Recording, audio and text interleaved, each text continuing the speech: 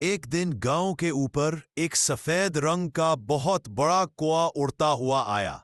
वो इतना बड़ा था कि उसके परों का साया खेतों पर फैल गया। दूसरे छोटे परिंदे उसके इर्द गिर्द हैरत से उड़ने लगे।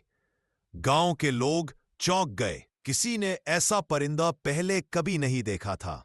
कुछ देर बाद वो सफेद कौआ गांव के एक दरख्त की शाख पर आ बैठा। उसकी आंखों में नरमी और सुकून था, जैसे वो दुश्मन नहीं बल्कि कोई मेहमान हो।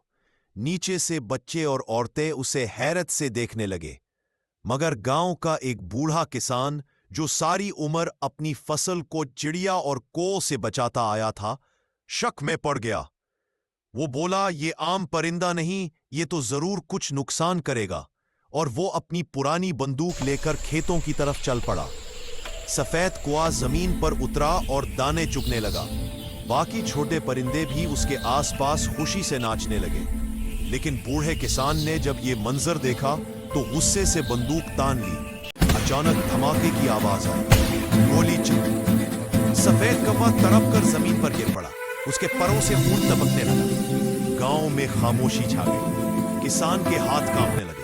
जब उसने नीचे देखा तो उसके दिल में पछतावे की आग भड़क उठी। मैंने क्या कर दिया? ये तो हमें नुकसान नहीं पहुंचा रहा था। उसी लम्हे आसमान पर एक और सफेद कौआ जाहिर हुआ। उस जख्मी परिंदे के इर्द गिर्द चक्कर लगाने लगा। ढलते सूरज की रोशनी में उसके परों से नरम सफेद पर उड़ने लगे, जैसे आसमान खुद रो रहा हो। बूढ़ा किसान जमीन पर बैठ गया। आंखों से आंसू बहने लगे। उसने बंदूक जमीन पर रख दी और सर झुका लिया।